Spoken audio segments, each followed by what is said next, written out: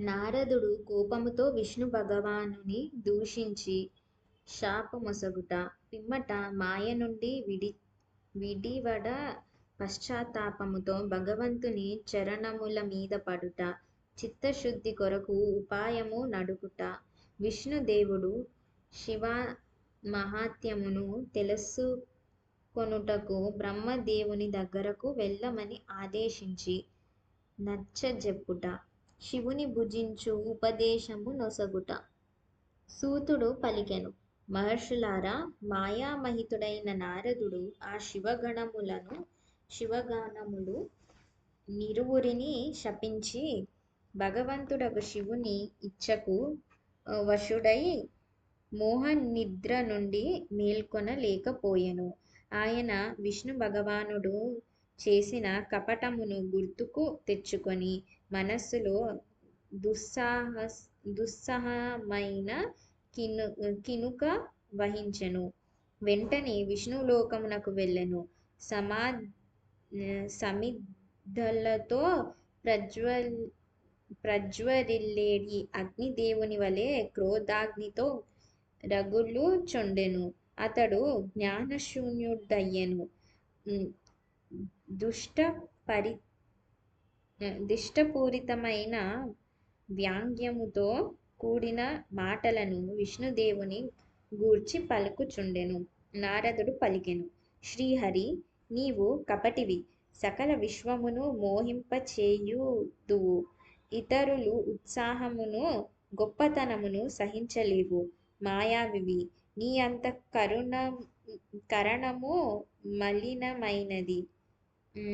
అంతఃకరణము మలినమైనది. పూర్వము మోహినీ రూపమున అసురులకు వారుని మదిరను త్రాపి మోసగించితివి. వారిని అమృతపానము చెయ్యనివ్వలేదు. కపటము మోసముల యందే నీకు ప్రేమయుండును. ఓ హరి, మహేశ్వరుడగు రుద్రుడు దయాసాగరుడు.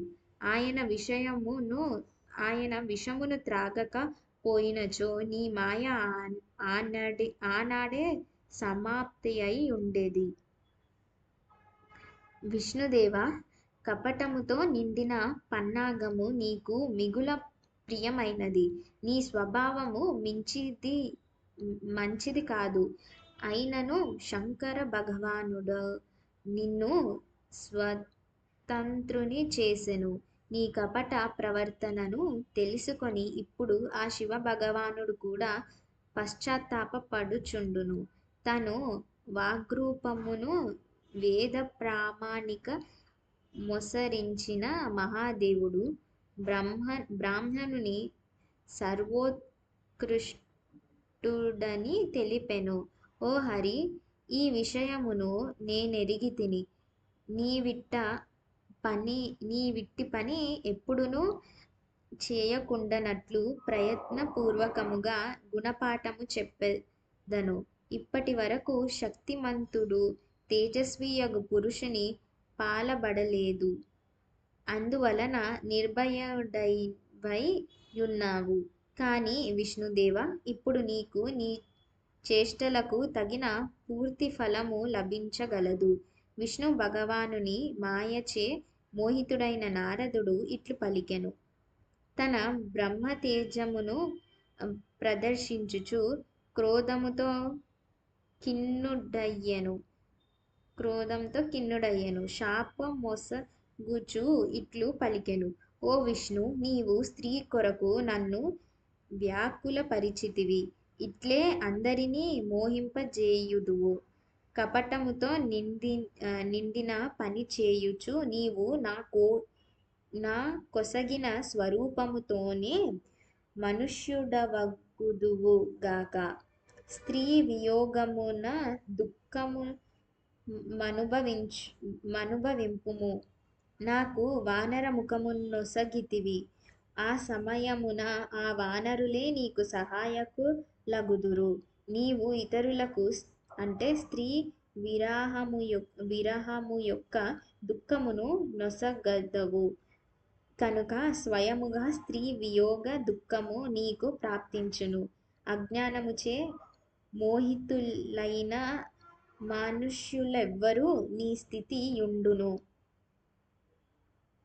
గాక. అజ్ఞానముచే మోహితుడైన నారదుడు మోహవశమున శ్రీహరికి శాపమొసగెను. అప్పుడు విష్ణుదేవుడు ఈశ్వర మాయను ప్రస్తుతించుచు ఆ శాపమును స్వీకరించెను. పిమ్మట మహాలీల జొనరించు పరమేశ్వరుడు జ్ఞాని అయిన నారదుని మోహమునకు కారణమైన తన విశ్వమోహినియగు మాయను ఉపసంహరించెను. ఆ మాయ అంతర్ధానమగుటతోడనే నారదుడు మునుపటివలె పరిశుద్ధ బుద్ధిగల వాడయ్యెను. అతనికి మునుపటి జ్ఞానము ప్రాప్తించెను. వ్యాకులత అంతయు నశించుచుండెను. అప్పుడతని మనస్సు మిక్కిలి విస్మయము చెందెను. అతడు మిక్కిలి పశ్చాత్తాపమును చెందుచు పదే పదే తన్ను తాను నిందించుకొనసాగెను. జ్ఞానిని కూడా మోహమున పడవేయు భగవంతుడగు శంభుని మాయను ప్రశంసించెను. మాయ వలన నేను భ్రమలో పడిపోతిని. నా ఈ భ్రమ అంతయు మాయాజనితమే అని తెలుసుకొని వైష్ణవ శిరోమణియగు నారదుడు విష్ణు భగవానుని పాదముల మీద పడెను. భగవంతుడగు శ్రీహరి అతనిని లేవనెత్తెను. ఆ సమయమున తన దుర్బుద్ధి నష్టమైన కారణమున ఆయన ఇట్లు పలికెను: ప్రభూ, మోహితుడనగుట వలన నా బుద్ధి భ్రష్టమై యుండెను. నేను మిగుల తూలనాడి గొప్ప అపరాధము చేసితిని. మీకు శాపము గూడా ఇచ్చితిని. ప్రభూ, ఆ శాపమును వ్యర్థము చేయుడు. నేను గొప్ప పాపము చేసితిని. నరకమునకు వెళ్ళుట నిశ్చితము. శ్రీహరి, నేను నీ దాసుడను. నాకు ఈ పాపము నుండి బయటపడుటకు ఏదైనా ఉపాయము తెలుపుడు. నా పాప సమూహము నశించుటకు నేను నరకమునందు పడిపోకుండుటకు ప్రాయశ్చిత్తమేదైనా సెలవిండు. ఇట్లు చెప్పి పరిశుద్ధాంతరంగుడైన ముని శిరోమణియగు నారదుడు భక్తి భావనముతో విష్ణు భగవానుని చరణముల మీద వ్రాలెను. ఆ సమయంన అతడు మిగుల పశ్చాత్తాపము నొందుచుండెను. అప్పుడు విష్ణుదేవుడు అతనిని లేవనెత్తి సుమధురముగా ఇట్లు పలికెను. విష్ణు భగవానుడు వచించెను: నాయనా, దుఃఖింపకుము. నీవు నా భక్తులలో శ్రేష్ఠుడవు. ఇందులో సంశయము లేదు. నేను నీకొక విషయమును తెలిపెదను, వినుము. అది నీకు ఇష్టముగా పరమహితకరమగును. నీవు నరకమునకు వెళ్ళవలసిన అవసరము ఉండదు. భగవంతుడైన శివుడు నీకు శ్రేయస్సును చేకూర్చును. నీవు మదముతో మహితుడవై భగవంతుడైన శివుని మాటలు వినలేదు. దానిని అవహేళన చేసితివి. ఆ అపరాధమునకు పరమేశ్వరుడగు శివుడు నీకు ఈ ఫలమును ఇచ్చెను. ఆ స్వామియే కర్మఫలప్రదాత. ఆ పరమశివుని కోరికతోనే ఇదంతయు జరిగినది. నీవు మనస్సులో దృఢంగా నిర్ణయించుకొనుము. సకలమునకు స్వామి అయిన పరమేశ్వరుడు శంకరుడే. గర్వము దూరము చేయువాడు ఆ ప్రభువే. పరబ్రహ్మ పరమాత్మ సచ్చిదానంద స్వరూపముతో ఆ దేవదేవుడు బోధపడును. ఆయన నిర్గుణుడు, నిర్వికారుడు, సత్వరజస్తమో గుణములకు అతీతుడు. ఆ పరమేశ్వరుడే తన మాయ చేత బ్రహ్మ, విష్ణు, మహేశ్వరులను 3 రూపములలో ప్రకటితుడగును. నిర్గుణుడను సగుణుడను కూడా ఆ స్వామియే. నిర్గుణ స్థితియందు ఆయన పేరు శివుడు. ఆయననే పరమాత్ముడు, మహేశ్వరుడు, పరబ్రహ్మ, అవినాశి, అనంతుడు, మహాదేవుడు మొదలగు పేర్లతో చెప్పబడుచున్నాడు. ఆయన సేవ యందే బ్రహ్మ జగత్తుకు సృష్టికర్త అయ్యెను. నేను ఈ మూడు లోకముల పాలనను నిర్వహించెదను. ఆ స్వామి స్వయముగా రుద్రరూపమును సకలమును సంహరించును. శివస్వరూపమును సమస్తమునకు ఆయనయే సాక్షి. మాయాచేత భిన్నుడు, నిర్గుణుడు, స్వతంత్రుడైన కారణమున తన ఇచ్ఛ కనుగుణముగా వ్యవహరించును. ఆ స్వామి ఆచార విహారములు, వ్యవహారములు ఉత్తమములు. ఆయన భక్తుల మీద దయను వర్షింపచేయును. నారద మునీంద్ర, సుఖప్రదము, సకల పాపనాశకము, సదా భోగమోక్షప్రదాయకము అయిన ఒక చక్కటి ఉపాయమును నేను నీకు తెలిపెదను, వినుము. సకల సంశయములను పరిత్యజించి భగవంతుడగు శంకరుని సుయశస్సును గానము చేయుము. అనన్య భావముతో సదాశివుని శతనామ స్తోత్రమును పఠింపుము. మునీంద్ర, నిరంతరము ఆ స్వామిని ఉపాసించుచు భజింపుము. ఆయన యశస్సు వినుము, గానము చేయుము. ప్రతిదినము ఆ స్వామి పూజార్చనలనే చేయుచుండుము. నారద, మనోవార్కయముల చేత భగవంతుడగు శంకరుని ఉపాసించు వాడు పండితుడు, జ్ఞాని అనబడును, జీవాన్ముక్తుడని చెప్పబడును. శివ, ఈ నామరూపమగు దేవానలము చేత గొప్ప గొప్ప అసంఖ్యమైన పాతక పర్వతములు అనాయాసముగా బూడిదయగును. ఇది సత్యము, ఇందు సంశయము లేదు. భగవంతుడగు శివుని నామరూప నౌకను ఆశ్రయించిన వాడు సంసార సాగరమును తరించగలడు. ప్రపంచమునకు మూలభూతములను అతని సకల పాపములు నిస్సందేహముగా నశించును. పాతకరూప వృక్షము సంసారమునకు మూలము. శివనామరూపమైన గొడ్డలి చేత నిశ్చింతముగా తెగగొట్టబడును. పాపరూప దావానముతో పీడితులైన వారు శివనామరూప అమృతమును పానము చేయవలెను. పాప దావాగ్ని చే కాలిపోవు ప్రాణులకు ఆ శివనామృతము లేకుండా శాంతి లభించదు. భగవంతుడగు శివుని పూజయే పరమోత్తమ సాధనము. జనన మరణ రూపమైన సంసార బంధము నశింపచేయు ఉపాయము అని సకల వేదములు పరిశీలించి పూర్వ విద్వాంసులు నిశ్చయించిరి. నేటి నుండి సావధానుడవై విధి విధానముతో భక్తి భావముతో నిత్యము నిరంతరము జగన్మాత పార్వతీ సహితుడైన మహేశ్వరుడగు సదాశివుని భుజింపుము.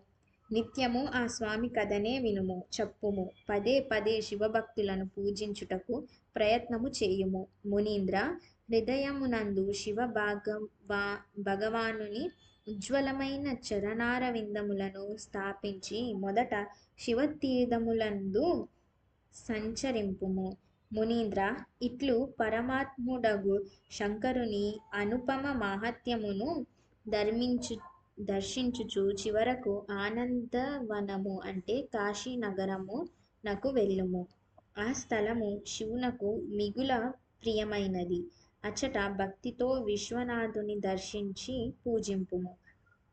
విశేషముగా ఆయనను స్తుతించి ప్రణమిల్లి నీవు నిర్వికల్పు అంటే సంశయరహితుడవు కమ్ము.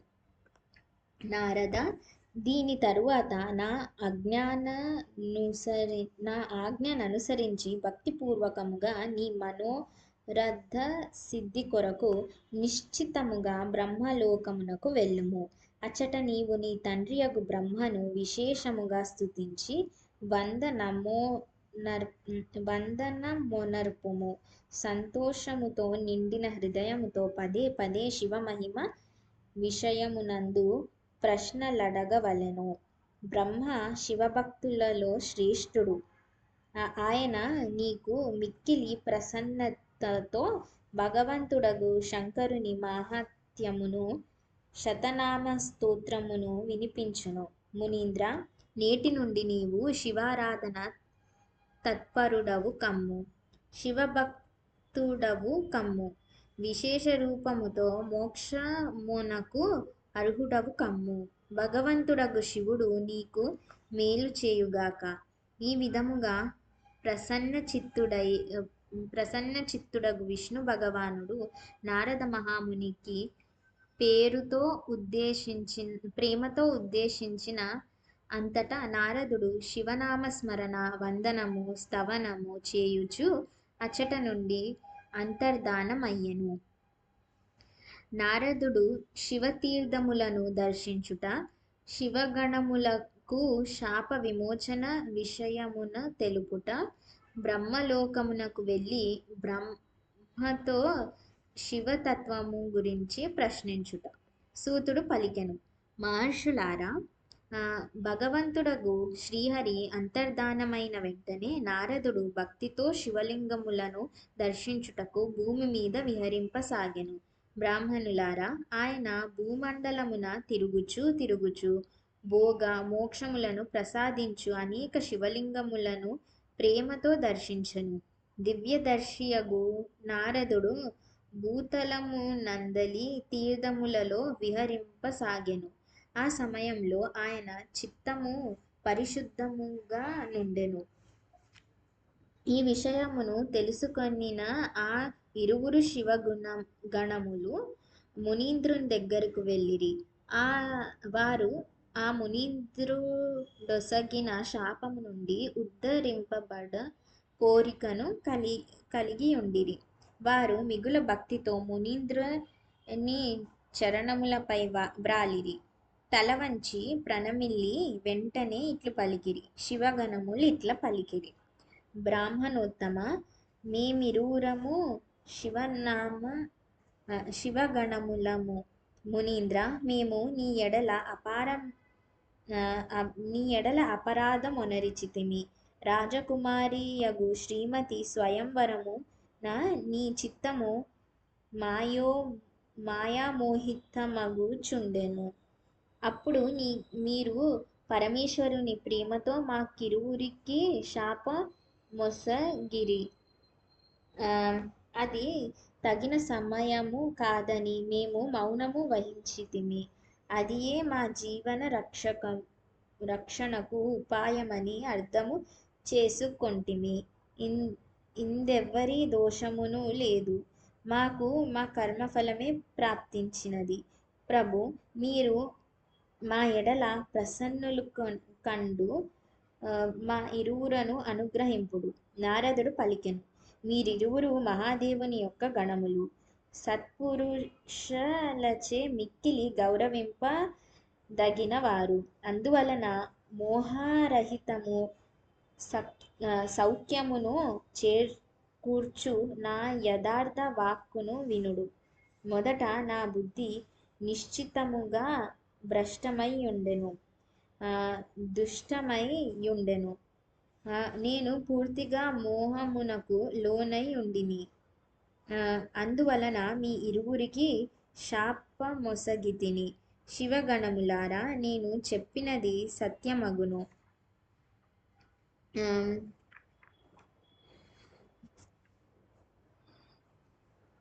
అయినప్పటికీ నా మాట వినుడు.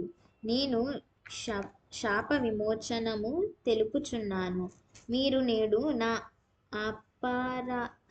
అపరాధము క్షమింపుడు. మునివరుడైన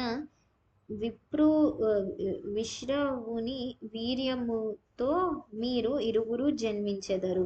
సకల దిశల యందు ప్రసిద్ధులై రావణ కుంభకర్ణులు రాక్షస రాజ పదవిని పొందుదురు. బలవంతులై వైభవోపేతులై మిక్కిలి ప్రతాపవంతులగుదురు. సమస్త బ్రహ్మాండమునకు రాజులై శివభక్తులు జితేంద్రియులు అగుదురు. శివుని రెండవ రూపమైన శ్రీ మహావిష్ణువు చేతులతో మృత్యువును పొంది మరలా మీ స్థానములను పొందెదరు. సూతుడు పలికెను, మహర్షులారా, మహాత్ముడగు నారదుని మాటలను విని ఆ ఇరువురు శివగణములు ప్రసన్న చిత్తులైరి. ఆనందముతో తమ తమ స్థానములకు తిరిగి వెళ్ళిరి. నారదుడు కూడా మిగుల ఆనందించెను. అనన్య భావముతో భగవంతుడగు శివుని ధ్యానించుచు శివతీర్థములను దర్శించుచు పదే పదే భూమండలమున విహరింపసాగెను. చివరకు ఆయన అన్నింటికంటే ఉన్న స్థానమున విరాజమానమైన శివునకు ప్రియమైన కాశీపురమునకు వెళ్ళెను. వెళ్ళి అది శివస్వరూపని శివునకు సుఖమును చేకూర్చున్నది. కాశీనగరమును దర్శించి నారదుడు కృతార్థుడయ్యెను.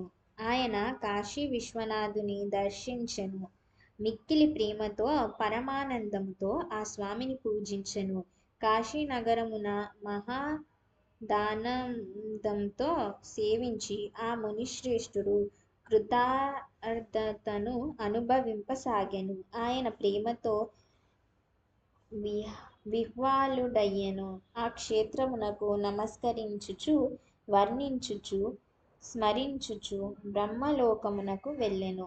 నిరంతరము శివస్మరణ చేయుట వలన ఆయన బుద్ధి పరిశుద్ధమయ్యెను. అచటకు వెళ్ళి శివతత్వ విశేషరూప జ్ఞానమును పొందు కోరికతో నారదుడు బ్రహ్మదేవునకు భక్తిపూర్వకముగా నమస్కరించెను.